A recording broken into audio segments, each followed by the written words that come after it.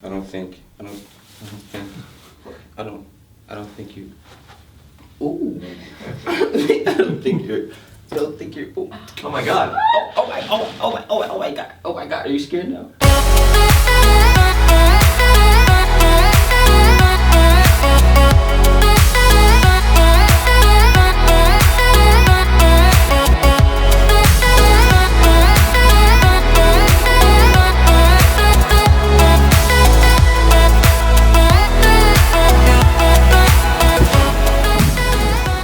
Morning! How are you? Good. How are you? Doing well, thank you. Where are we, Michael? We are at casting studio in Hollywood, and we're going to do some casting over the next couple of days.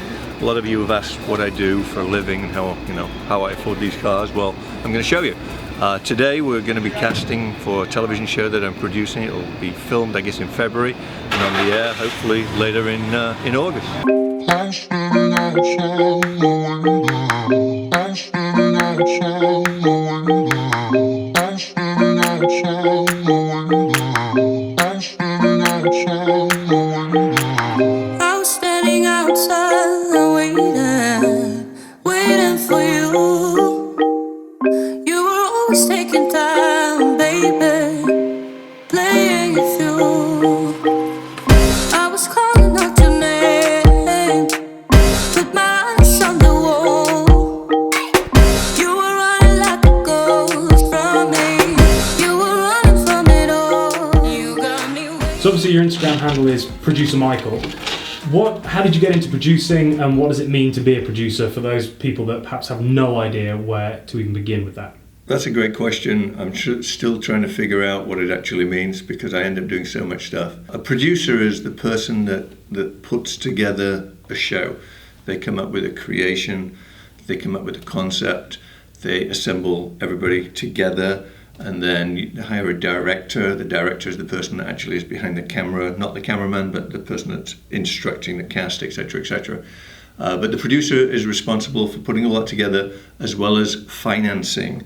My role is normally executive producer and actually hire producers underneath me to do the legwork. So you obviously started off in music, for people that don't know that. How did you transition from music to TV and film production? The music industry in the early 2000s kind of went downhill with the introduction of Napster and similar sites to it. And I just figured, hey, there's really no point in doing music anymore. Plus the trends were changing. It was music that I didn't really understand. So I figured, hey, why not get into TV and film? I've watched enough films in my life and so many TV shows. I figured, hey, I can do this. So I studied and I learned how to do it. I met with some creative people, came up with some great concepts, and filmed my first show. It wasn't a great show, and I'm not even going to tell you about it because it was a flop. It never got picked up. I spent a lot of money, a lot of time, and it just failed. And I'm the type of guy that won't let failure exist, so I thought, I'll do it again. And I did it another 3 or 4 times before it actually happened, and then when it did happen, then it became easy because I'd learned. I never gave in and just rolled through it. Now I do this for fun and for a living and pays the bills, pays for my cars. I love it. I'm going to make my notes. And then at the end we'll compare them. Exactly. So I'm doing a scale of 1 to 10, 10 being fantastic, 0 being... Okay, that's a good, okay, I like it, I'll do it. Yeah. So as a producer, once you've come up with these ideas and you've pitched them and a show gets picked up, where does the money come in for you? Well, what happens is, if everything goes according to plan, we end up selling the show to a network, and then the network allocates a budget for a TV show. Could be $500,000, $1 million an episode, $5 million an episode.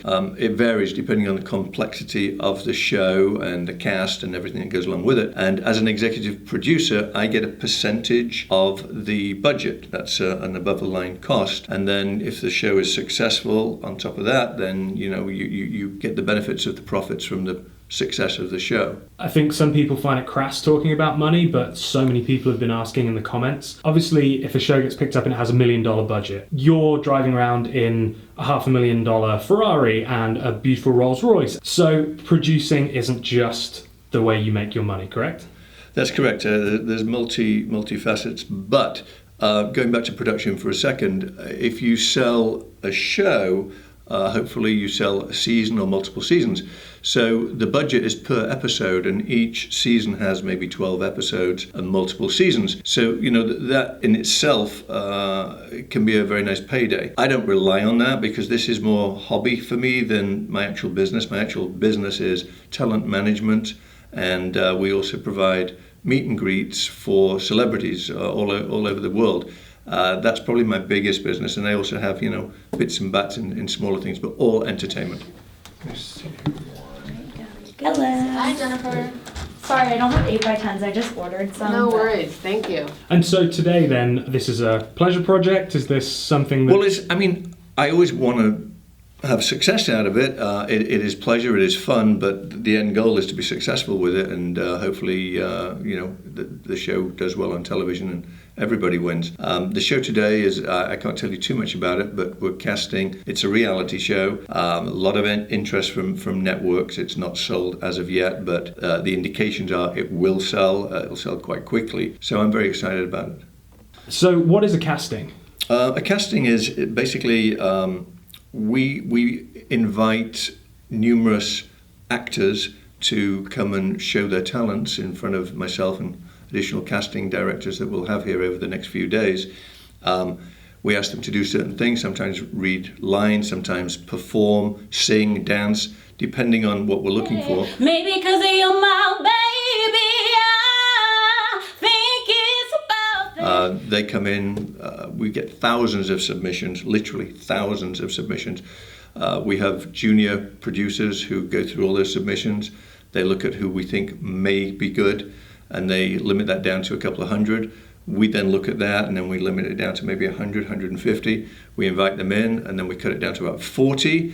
After that, we have a callback, which is maybe another 10, 15, and hopefully we're able to choose a cast.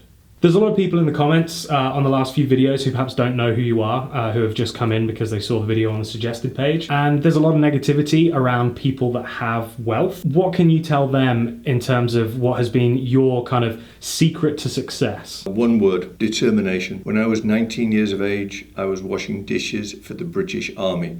Trust me, that's no fun at all. I've never seen so many dishes in my life. I wasn't in the army, I was a civilian working in the army in Berlin, Germany, and it was horrible. And I just told myself, hey, I'm going to do something with my life, and I studied and I studied and I suffered. I lived very, very poor means, saved every dime I had and put it into my education. Fortunately, it paid off. I continue to learn. I think every day is a learning day, and I'm never going to give up. So I'll continue. It's not about the money anymore. It's about the passion.